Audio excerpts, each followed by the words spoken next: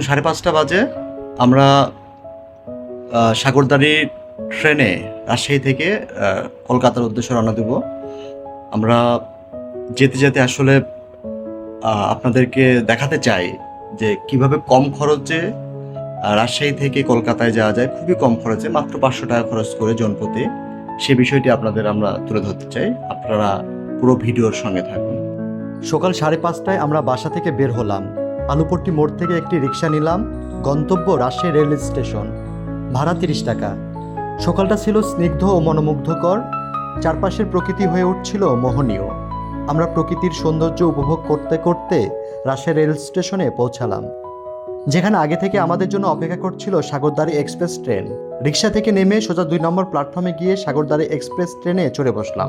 খুলনাগামী এই ট্রেনটিতে চড়ে আমরা পৌঁছাবো দর্শনা হল্ট নামক স্টেশনে, যা ভারতীয় গেদে সীমান্তের খুব কাছাকাছি। এজন্য আমরা আগে থেকে অনলাইনে 2টি টিকিট কেটেছিলাম। রাজশাহী থেকে দর্শনা পর্যন্ত এক একজনের টিকিটের জন্য খরচ পড়েছে 215 টাকা করে। সময় লাগবে 3 থেকে 3.5 ঘন্টা। আমাদের দর্শনা হল শেষ স্টেশনে নিয়ে যাবে। সকাল 6টায় ট্রেনটি রাজশাহী রেলওয়ে স্টেশন থেকে আমাদের নিয়ে ছেড়ে দিল। এইখানে একটু জানিয়ে রাখি, সাগরদাড়ি এক্সপ্রেস ট্রেনটি মহাকবি চতুর্দশপদী কবিতাবলী ও অমৃতাক্ষর ছন্দের জনক মাইকেল মধুসূদন দত্তের জন্মস্থান সাগরদাড়ি গ্রামের নামানুসারে। এটি যশোর জেলার একটি গ্রাম। সোমবার ছুটির দিন ব্যতীত সকাল 6টার ট্রেনটি রাজশাহী থেকে ছেড়ে দুপুর 1টায় খুলনায় পৌঁছায়। প্রতিদিন অসংখ্য যাত্রী এই ট্রেনে যাতায়াত করে, এজন্য নন এসি বগিতে যাত্রীদের ভিড় লেগেই থাকে। গাদাগাদি ঠাসাঠাসি করে চলাচল করে এই অঞ্চলের যাত্রীরা। এর মধ্যে হকারদের উৎপাত লেগে রয়েছে। আগে থেকে টিকিট কাটায় আমরা জানালার ধারে সিট পেয়েছিলাম, এজন্য ট্রেনে ভিড় থাকলেও আমাদের খুব একটা কষ্ট হয়নি। ট্রেন চলতে শুরু করলে আমরা জানালা ফাঁক গলে চারপাশের প্রকৃতির সৌন্দর্য অবলোকন করছিলাম। ট্রেনে চড়ার মজাটাই এখানে, চারপাশের প্রকৃতির সৌন্দর্য মুগ্ধ নয়নে অবলোকন করা যায়।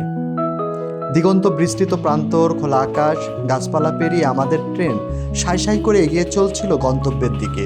প্রায় ঘন্টাখানেক পর পাবনার ঈশ্বরদী রেল জংশনে ট্রেনটি যাত্রা বিরতি নেয়। চমৎকার একটি স্টেশন ঈশ্বরদী জংশন। একসময় প্রচন্ড ভিড় ছিল, প্রচুর মানুষের আনাগোনা ছিল, জমজমাট অবস্থা ছিল এই স্টেশনের। প্রায় আধা ঘন্টার বেশি সময় ট্রেনটি সেখানে অপেক্ষা করে। একসময় ব্যস্ত সমেত ঈশ্বরদী স্টেশনটি এখন অনেকটাই চুপচাপ। উত্তরবঙ্গ থেকে ঢাকাগামী সব ট্রেন ঈশ্বরদী বাইপাস হয়ে যাতায়াত করায় স্টেশনটিতে চাপ অনেকটাই কমে গেছে। আগের সে ব্যস্ততা নাই। এখন শুধু খুলনাগামী ট্রেনগুলোই যাতায়াত করে স্টেশনটি দিয়ে।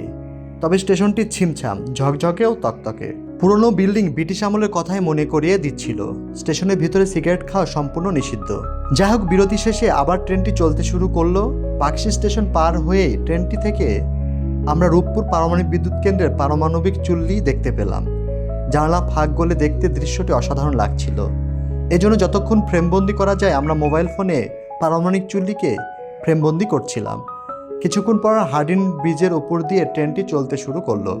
হার্ডিন ব্রিজের উপর থেকে লালন শাহ সেতু ও পারমাণবিক চুল্লি একসাথে দেখতে পাওয়ার মজাটাই অন্যরকম। সকাল 10:30টায় আমরা দর্শনা হল্টে পৌঁছালাম। দর্শনা হল্ট থেকে ভ্যান গাড়িতে করে আমরা বর্ডারে পৌঁছাবো। ভাড়া জনপ্রতি 30 টাকা করে হলেও ভ্যান চালককে আমরা 100 টাকা দিয়েছিলাম। এখান থেকে এখন আমরা দর্শনা হল্টে পৌঁছালাম।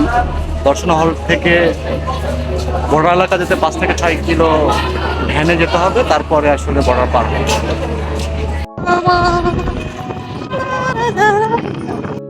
স্টেশন থেকে নেমে ভ্যানে চড়ে বাংলাদেশ বর্ডারে যাওয়ার সড়কটি খুবই সুন্দর ও নিরিবিলি। সড়কে যানবাহনের চাপ নেই, চারপাশটা শান্ত ও মনোমুগ্ধকর। দেখা যাচ্ছে ওগুলো বাংলাদেশের মধ্যে, কিন্তু যে উঁচু উঁচু যে গাছগুলো দেখা যাচ্ছে সেগুলো সবই ইন্ডিয়ার। এই কলা গাছগুলো দেখা যাচ্ছে, কলা গাছগুলো ইন্ডিয়ার। মাঝে মাঝে আমাদের ভ্যানটি ইন্ডিয়ান বর্ডারে কাজ ঘেঁষে যাচ্ছিল। ভ্যান চালক আমাদের দেখিয়ে দিচ্ছিলেন কোন কোন এলাকাটি ইন্ডিয়ার। বর্ডারে পৌঁছে ইমিগ্রেশনে কাজ শেষ করে আমরা ইন্ডিয়া বর্ডারের দিকে যাচ্ছিলাম। এজন্য প্রথমে আমরা বাংলাদেশের পতাকা টানানো ভ্যানে চড়ে একটা দূরত্ব পর্যন্ত গেলাম। এরপর ইন্ডিয়ার পতাকা টানানো ভ্যানে চড়ে ইন্ডিয়ার ইমিগ্রেশনে পৌঁছালাম। সেখানে বিএসএফ এর সদস্যরা আমাদের চেকিং করে ছেড়ে দেন। সেখান থেকে হেঁটে আমরা গেদে স্টেশনে পৌঁছাই। আপনার গ্রামের নাম কি? গেদে। চারদিকের দৃশ্য বেশ ভালো। সামনে ক্যামেরা দাও। ট্রেন লাইন, হ্যাঁ বলো কিছু। ট্রেন লাইনের পাশ দিয়ে যাচ্ছি, বিশাল বড় একটা এরিয়া আছে, যে মৈত্রী এক্সপ্রেস যে ট্রেনটা, মৈত্রী এক্সপ্রেস যায় এখান থেকে। ইন্ডিয়াতে প্রবেশ করছি আর হলো বৃষ্টি শুরু হয়ে গেছে, টিপ করে বৃষ্টি ইতিমধ্যে পড়া শুরু হয়ে গেছে। আমরা একদম ইন্ডিয়ার মধ্যে এখন। আমরা বর্ডার ক্রস করলাম, বিএসএফ এর চেকিং শেষ করে এখন গেদে যে রেল স্টেশন রয়েছে সেই গেদে রেল স্টেশনের দিকে আমরা যাচ্ছি। এখান থেকে ট্রেনে উঠবো। ট্রেনে হয়তোবা 3 থেকে 3.5 ঘন্টা সময় লাগবে, আমাদের কলকাতায় নিয়ে যাবে। মানে খুব কাছে, আসলে বাড়ির কাছে মনে হবে যে আসলে কলকাতা।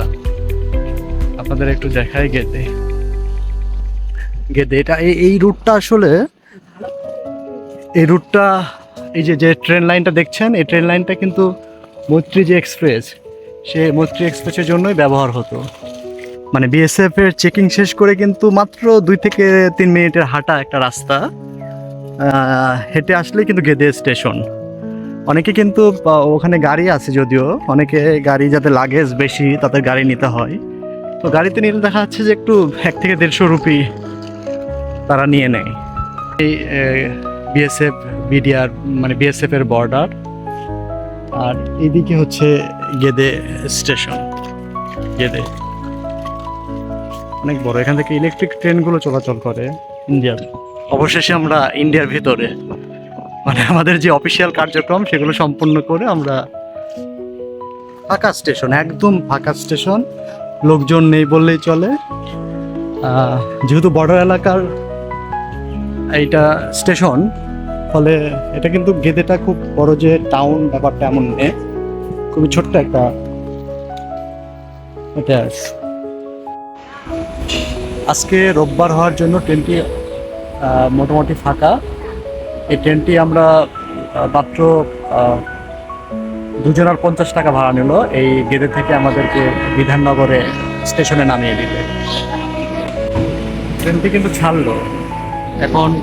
এটা যেহেতু ইলেকট্রিক ট্রেন, খুব দ্রুত গতিতে আসলে চলাচল করবে ট্রেনটি, খুবই দ্রুত গতিতে। তবে দেখতে পাচ্ছেন যে পুরো ফাঁকা ছিল এই ট্রেনটি, পুরোটাই ফাঁকা, একদম ফাঁকা। মাত্র 3 ঘন্টার জার্নি করবো আমরা মাত্র 25 রুপি দিয়ে, 1 রুপি, 2 জনে 50 রুপি। বেলা 11:55 ট্রেনটি গেদে স্টেশন থেকে ছাড়ে। রোববার সাপ্তাহিক ছুটি হওয়ায় ট্রেনটিতে শুরুতে ভিড় কম ছিল, যদিও ট্রেনটি একটার পর একটা স্টেশন পার হতে থাকে আর ভিড়ও তখন বাড়তে থাকে। গেদে স্টেশনটি ভারতীয় সীমান্তবর্তী স্টেশন। নদিয়া জেলার ভেতরে কৃষ্ণগঞ্জ থানার অধীনে স্টেশনটি অবস্থিত। স্টেশনটি ছাড়া পুরো এলাকাটি মফস্বল এলাকা। ভারত বাংলাদেশের মধ্যে চলাচলকারী মৈত্রী এক্সপ্রেস ট্রেনটিও এই গেদে স্টেশন দিয়েই বাংলাদেশের অভ্যন্তরে চলাচল করে। গেদে থেকে যে ট্রেনটিতে আমরা উঠেছি সেটা লোকাল ট্রেন, তবে ইলেকট্রিক ট্রেন হওয়ায় গতি ছিল ব্যাপক। খুব দ্রুততার সাথে ক্রমান্বয়ে একটার পর একটা স্টেশন পার হতে থাকলো। এদিকের বেশিরভাগ স্টেশনের নাম দেখলাম হল্ট দিয়ে, সেখান থেকে দর্শনা হল্ট স্টেশনের নামকরণ কিনা জানা নাই। এখানেও জানালা ফাঁক গলে চারপাশের সৌন্দর্য অবলোকন করতে করতে আমরা যাচ্ছিলাম। আমাদের বাংলাদেশের মতোই সেই একই গ্রাম্য এলাকা, দিগন্ত বিস্তৃত মাঠ, খেতে ফসল ও টিনের বাড়িঘর চোখে পড়ল। তবে মানুষজনদের মধ্যে বেশ স্বতঃস্ফূর্ততা চোখে পড়ল। ট্রেনে কেউ কারোর দিকে তাকানোর সময় নেই, সবাই নিজেকে নিয়েই ব্যস্ত। কলকাতা শহরের দিকে যতই এগোতে থাকলো ট্রেন, ততই ভিড় বাড়তে থাকলো। ট্রেনের ভিতরে প্রচুর হাতল ঝুলিয়ে দেওয়া আছে, যেন সিটে বসতে না পারলেও হাতল ধরে দাঁড়িয়ে থাকে যেতে পারেন যাত্রীরা, সেই জন্যই ব্যবস্থা করা।